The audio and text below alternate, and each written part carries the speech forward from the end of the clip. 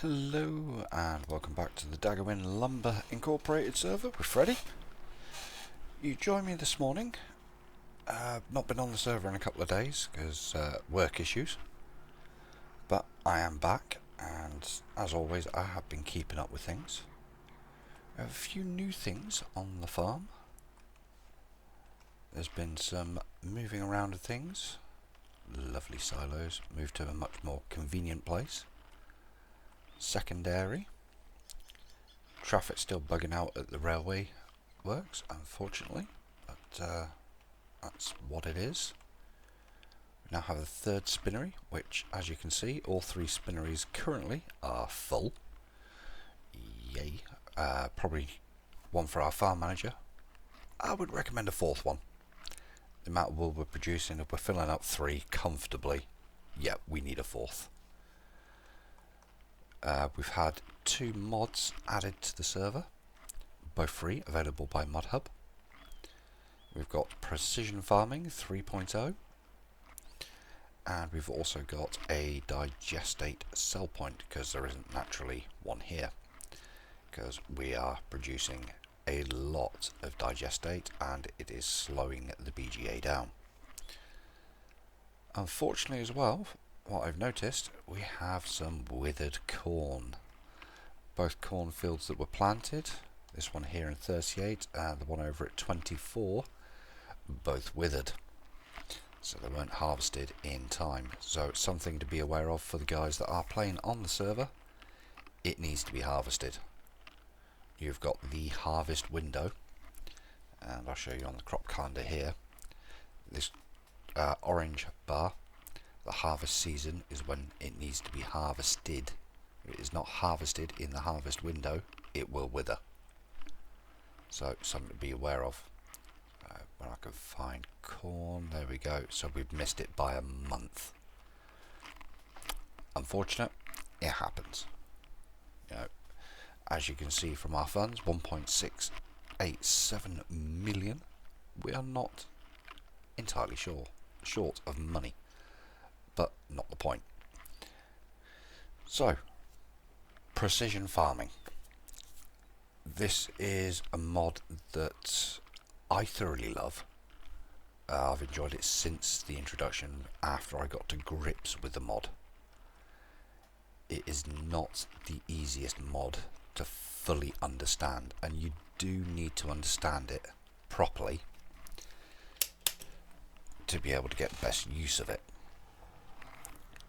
And it's especially a little more tricky on farm managers, and we'll discuss that a little bit whilst I'm driving this tractor as vehicles just spawn in. Let's stop that before it actually crushes me. So with precision farming, it changes quite a bit of the game, including what crops are the most profitable to actually plant. Crops like corn are going to actually be more expensive to actually produce versus crops like soybeans, which are going to become far more profitable to plant.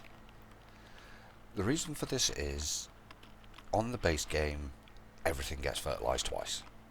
Fertiliser cost is a constant. With precision farming, it is not. Each crop has its own fertilise rate, and certain crops don't require fertilising. But with precision farming, your lime requirement for the fields goes up a lot. So there's a plus and a negative to using this mod. Are we running it? Yep, that is top speed for this 9RX, 26 miles an hour. Okay. So yeah, your lime cost is going to go up a lot to keep the fields good and where they need to be, to get the best yields. And yields are important. That being said, it is not lime a field every time. You've got to keep it in the good range on fields, and I'll show you this when we go across a couple of fields shortly, as I will explain this in a bit more detail. As well as something that's been added for Precision Farming 3.0 for Farming Simulator 25, oilseed radish now comes with a subsidy for planting it, because it is basically free nitrogen. Most people in the base game wouldn't use oilseed radish unless you were pretty much skint and had a lot of seed lying around, because the only requirement to planting it was seed. So as soon as you could afford fertiliser, you did. Most people that were running would plan ahead for having fertiliser for fertilising the fields, because it's quicker, it's easier, takes less time to manage. It's also the diesel cost as well, because you've got to cultivate the oilseed radish into the ground before you can plant anything else.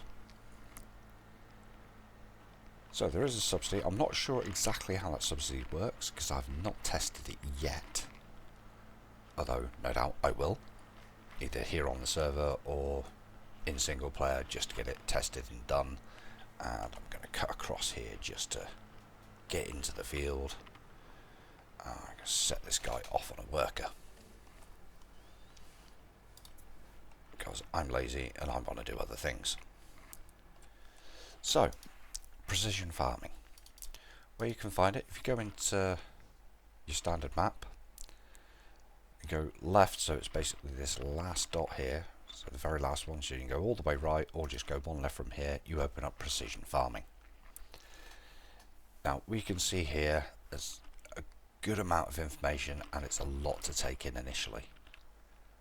The soil types depend on, or have a effect on the amount of seed that gets used in the fields, as well as potential growth. Each one has its own benefits and pluses to yields for the crops that get planted. So it's a general bit of information there. What you can see down here is our environmental score. As I bring it up, we've got a score of 54, which is not overly good. You start at 50, so that does need improving, and you can see here it's broken down into various sections. So we've got nitrogen, which is your fertilizing, your pH value, which is your lime, your weed control, which if you have weeds turned on, keeping control of those weeds will boost that score. Soil sampling, for actually getting these soil samples, because this information is not available until you sample. To give you an example of that, this field here is yet to be soil sampled. I will show you that during this video. And tillage, which is ploughing and other parts of normal tillage. So from there, our pH, as you can see here, this is pretty good. Kept on the upper end. Depending on the soil type will depend how much needs to be placed down.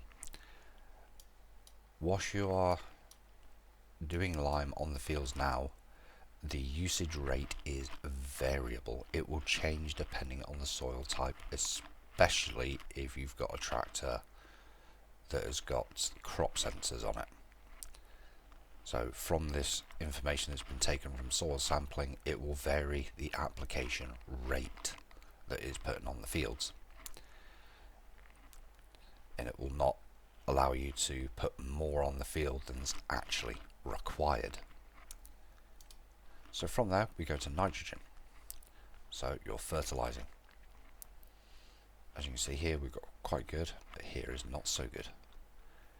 It's no use putting fertilizer or nitrogen on the ground before you put a crop in the ground, because depending what crop it is, each one will have its own rate, and over fertilizing or putting too much nitrogen in the ground is bad for the crops and the environment, hence environmental score. The one thing I didn't mention, your environmental score increases your sell price. Ours is currently 1%. This can go up to 10%. And this is additional money you get from everything you sell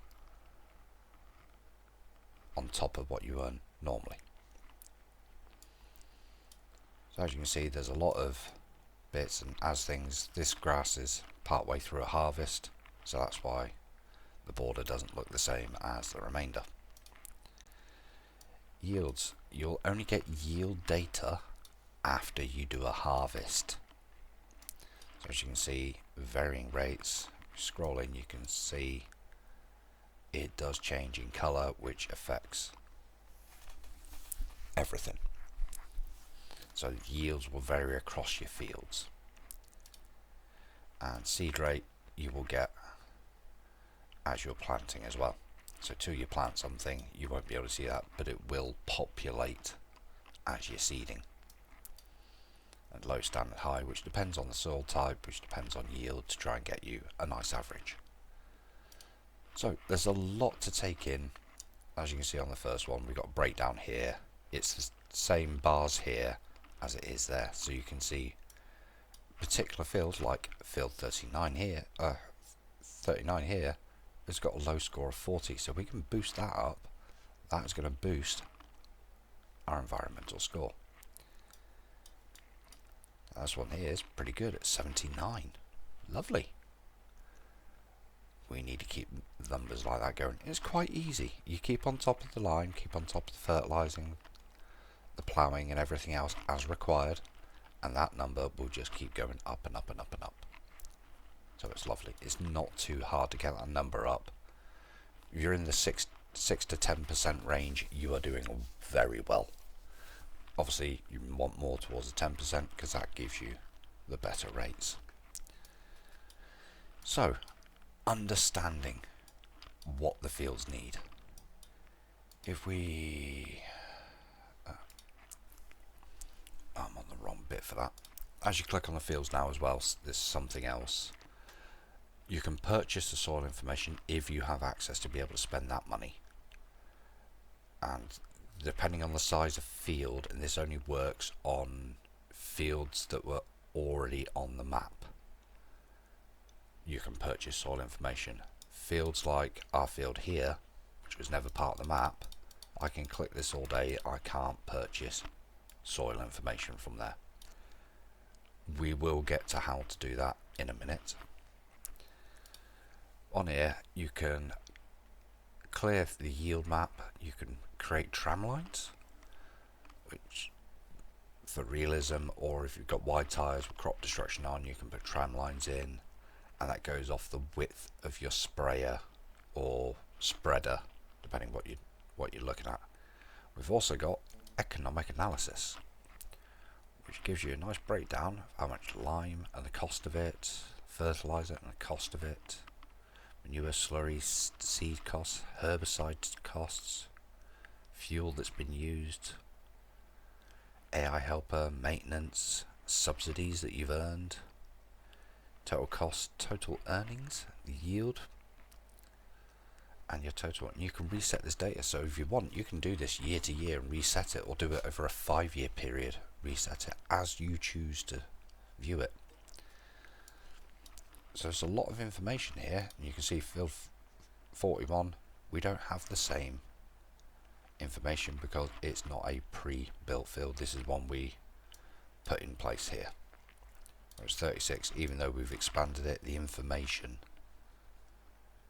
in fact 36, sorry, is another one we've ploughed in, but the ones that are on the map, we can get information from that. So how do you get information on a field you have created that's not part of the map? Well, you need a tractor with this lovely implement on the front, which is a soil sampler, which is available for those that have access or doing this single player. If you go right to the very bottom, under your miscellaneous, under miscellaneous, and there we have it, the Scout Precision Farming Mod Soil Sampling Unit. For crop sensors, you have two choices. You can modify your tractors to have one built into it, Or you can get this one, which can also be configured to have a weight on the front as well. You go on here, configuration, you can put different size weights on it, which obviously the size of the weight affects the cost, but it's not a huge amount. But if you want to run front implements as well as having a crop sensor, you can have one built into the tractor. So on this tractor we do have a crop sensor built in, because we have crop sensors, turn on crop sensor, so it is inbuilt into this tractor. And we have a couple of tractors that already have it inbuilt. So how do we use this implement? Well, first off, I'm going to drive to the field, and you can mount this on the front or rear linkage of any tractor. Works on any tractor that can have a linkage. Doesn't have to be on the front, same as it doesn't have to be on the rear. It's personal preference, where you prefer it. Now the soil sampling information lasts only a set number of times. You will have to repeat this process on all fields. As the information deteriorates down, it will reach the point where the information will go black. That's the point you need to re-soil sample. But as it's getting down, the information will get a darker and darker shade. That's giving you an indication that the information is getting old. So you can re-soil sample early to avoid it going out. So if you find yourself with nothing to do, have a look at your maps, see if there's a field that needs re-soil sampling. And you can follow this and see how soil sampling works. So as we're approaching, what you can do, unfold the machine. Little mast comes up. As you can see on the minimap in the bottom left corner, we now have something new. That big green circle that's around the tractor is the size of the sample that is going to be taken. Once you're in position, press B, which is the same button you use to activate things. Give it a minute, it will take a sample. As you can see, the area around me, sample's just been taken, has gone a different shade. Now we can move up and take another sample. And your objective is cover the whole field.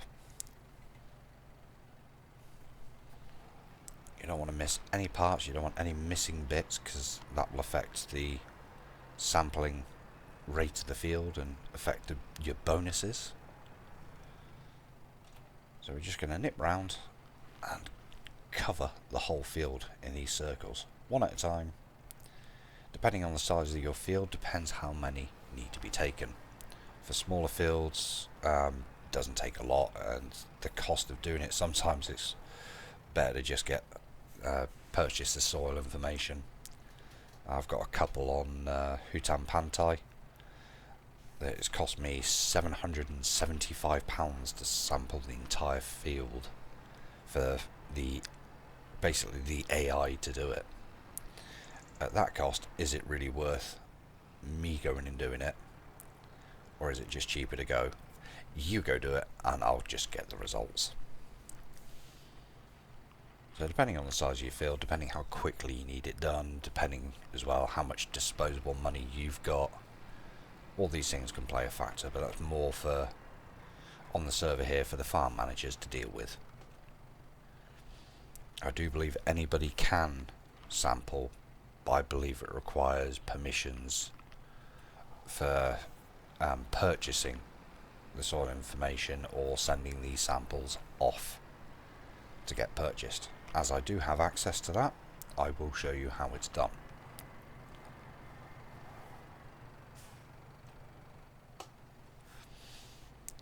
As you can see, there's a little bit there. Usually there's a bit of an overlap.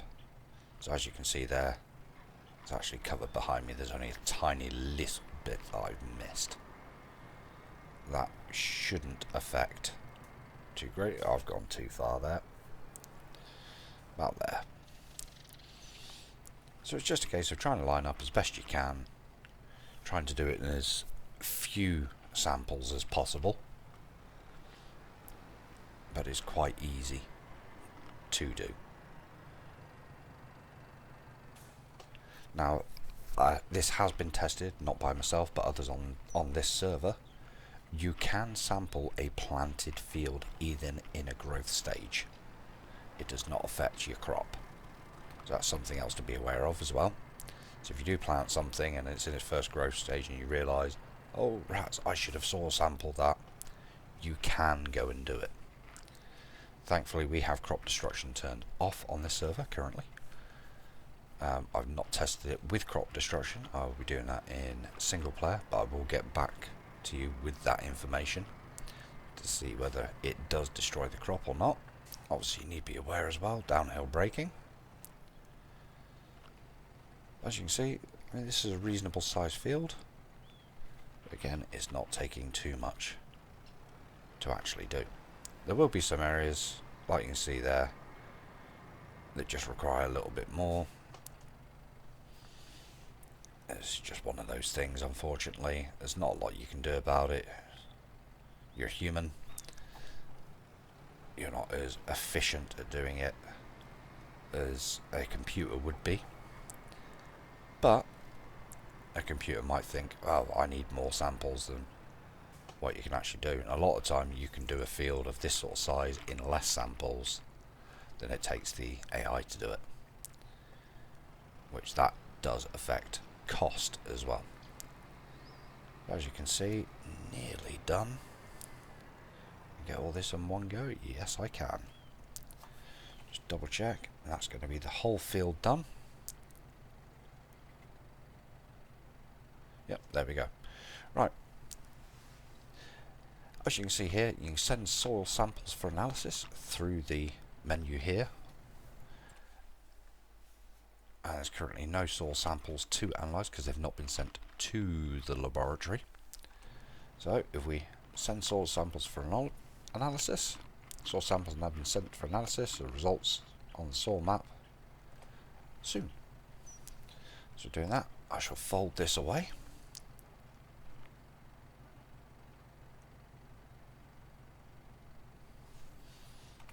Turn off the help menu because you don't need to be seeing that all the time.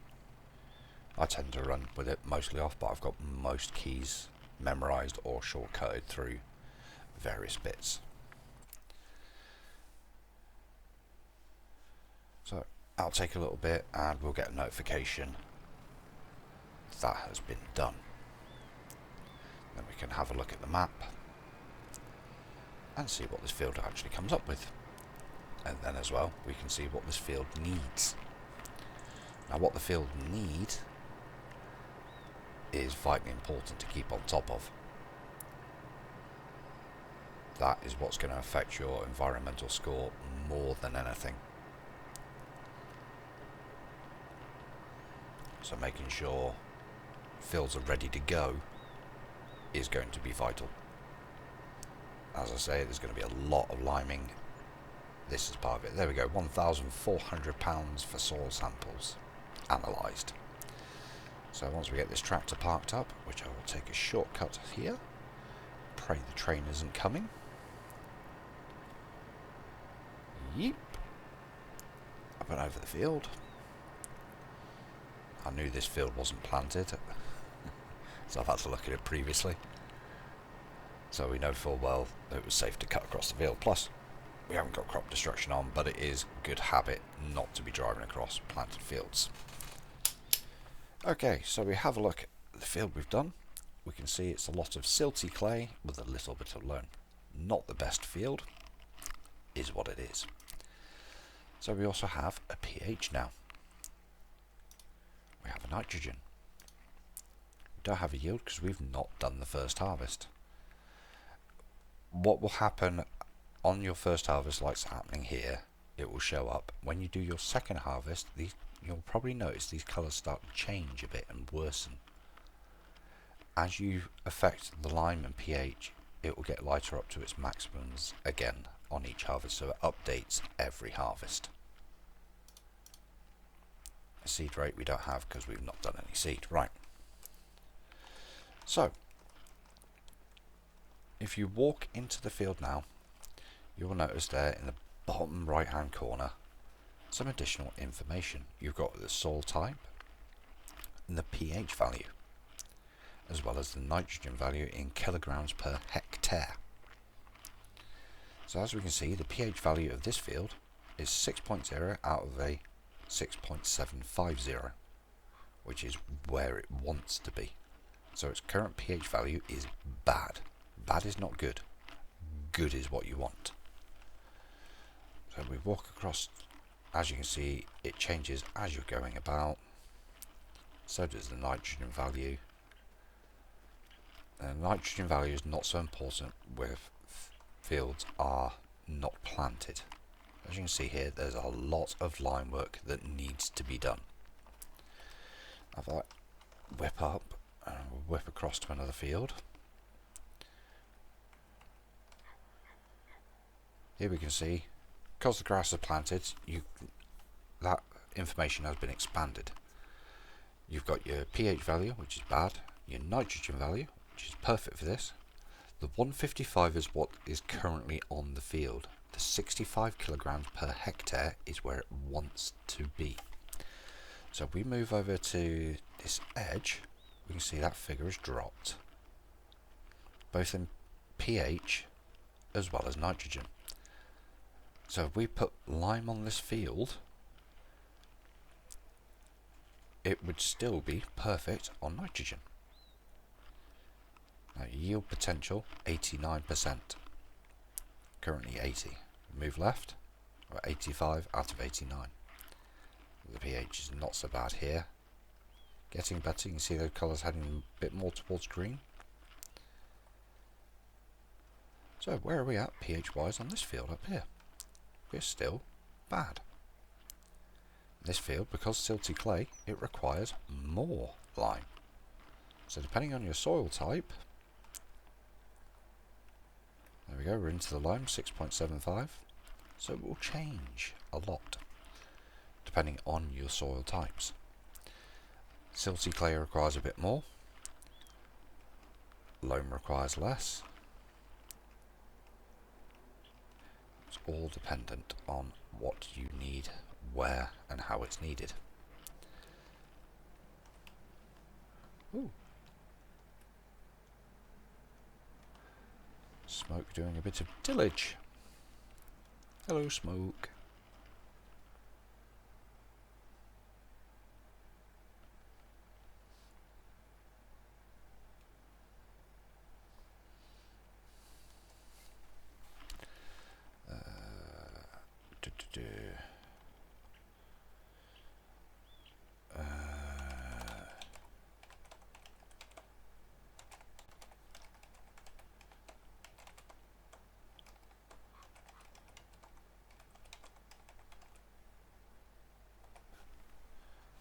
There we go, bit of information for Smoke.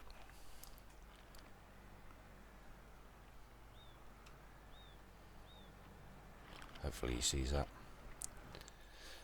Unfortunately, we only have the one lime spreader currently. So another one for our farm manager. I think we're going to need a second lime spreader.